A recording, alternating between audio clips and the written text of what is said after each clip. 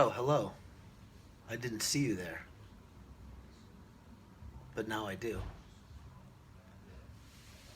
Oh, really? Oh. Something about business, money, life. Sure. Yeah. Yeah, it's right there. Right there. It's good. Yeah. Good? Good? Okay. Yeah. Yo.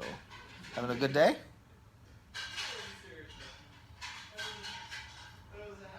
So, what comes to mind as you ask the question is to ask you a question. See what I did there? There you go. So, let's take a look at Elliot. And I know he'd be okay with me saying this as much as I can know without yelling into the other room and asking him, which I'm not going to do because we're right here right now, you know? So, he is loving his life right now. He's got a great girlfriend, doing music with the band, and he's been staying at different places over the last bunch of months, had his own place, stuff like that. Oh, thank you, sir. See that? Isn't that nice? Yeah, it's great. Apple cider, bitch.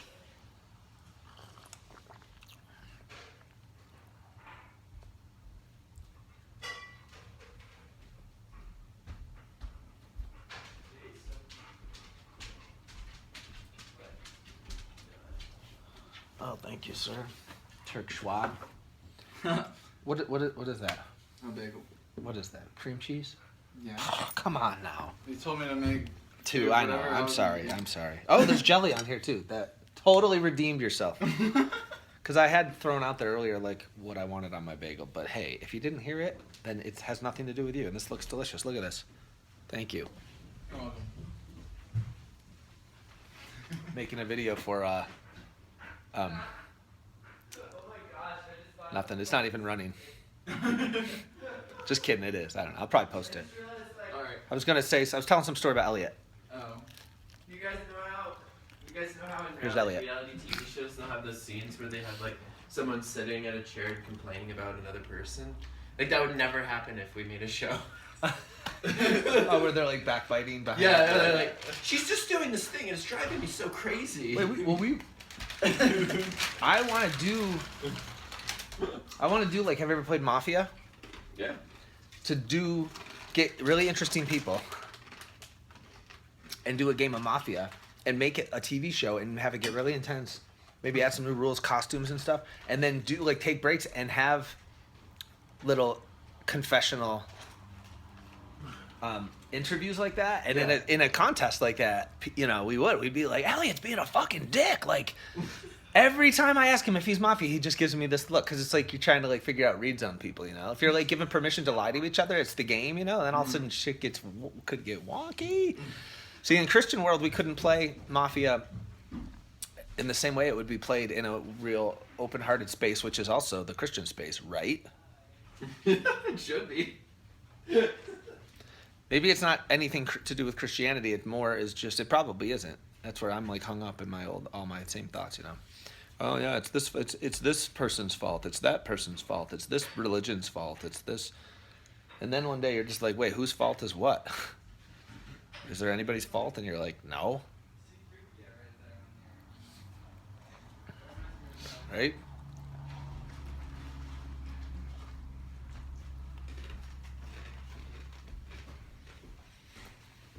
So anywho,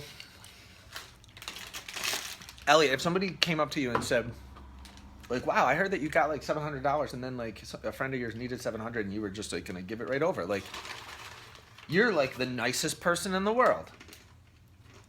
Oh, I would just follow the synchronicity, and if it feels right in my body to hand over that $700 because someone else needs it, then why not, right?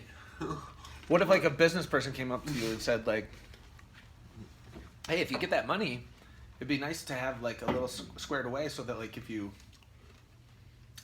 if you get some kind of ticket, like using fighting words on the streets of Boulder, and you need to pay $100 and some or whatever, you know, it'd be nice to have that money. So if they were like, you know, you might be kind, and you kind of dodged the question earlier, but anyways, we'll let it go.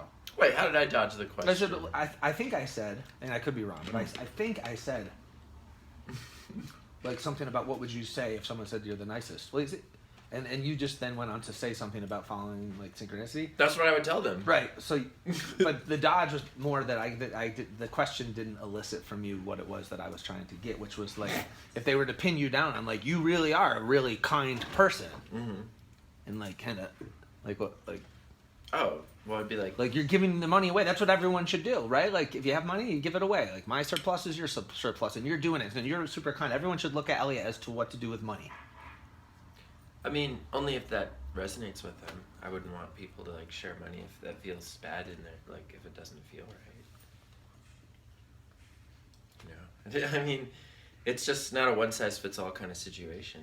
But as far as answering the other question, it's like a surplus or whatever. Like you're just creating a future, anticipating that you're gonna need money that you won't have unless you save it, and that's just like. Do you really need to do that? Like, is that really necessary? I don't know. If it's built out of like a fear that you're not going to have anything, then it just doesn't seem very rational to me. Like, it doesn't seem very logical. Like let's save money just because a possibility, like in the future, that I'm gonna have to like owe money or something bad's gonna happen. That is why. Something bad happens. And you tell me if I'm wrong. Please tell me if I'm wrong. Most families, husbands, wives, kids working. If you pinned them down in a parking garage and was like, why are you doing what you're doing with your days? Why are you working? Why are you doing all this? And they'll be like, what it would come down to is like, because got to pay for health insurance and kids' future and food. Like that's kind of what it would come down to for people. Oh, if someone had a sickness and we didn't have health insurance, so we got to... And taxes, property taxes, right? That's the worst thing I think is property taxes. Because once you, like, look, you take away the property tax, then yeah, we'll save that for another day. Anyhow, I hope you have had a good day so far. And we will carry on. I wouldn't pin anyone down in the parking lot. I don't think they would give an authentic answer. Well, the pinning down kind of means like I'm forcing your authentic answer, and those type of pinning down questions that I do, it's because there isn't like what I'm trying to do is provoke people to their authentic answer because they don't know their authentic answer because they're doing shit that they don't want to do and they don't realize it, and if they realized it, then they wouldn't even realize why they're doing what it is that they don't want to do. And so the pinning down is like forcing you. Why are you going to work every day? Why is it? You're not asking yourself this question. So I'm here in this parking garage with you pinned in the corner with your head cracked up against like the back. And I'm right here going like, why? It's like when kids ask why. They do it with a smile and are all happy. I'm just doing it like because I'm kind of mad because that's just how much more confused I am than them. They're like, why? And then over time it's like, why? Why are you doing this? And then it's like, why, God, why? And then after that, it's like, oh, yeah, just because I can't call it, whatever. Whatever. And then in that, it's like, wait, I see people doing weird shit, and I need to know. You know, YOLO. And I'm only, if I'm YOLO, then I'm going to find out why you're doing weird shit. It kind of makes sense, like, if anybody ever uses that statement or says anything alluding to you only live once, then why would they not be trying to make their life into like, Why wouldn't they be awesome? immediately dropping everything and fucking running out going like, guys, YOLO! What are we doing? What are we doing? What are we doing? YOLO! I just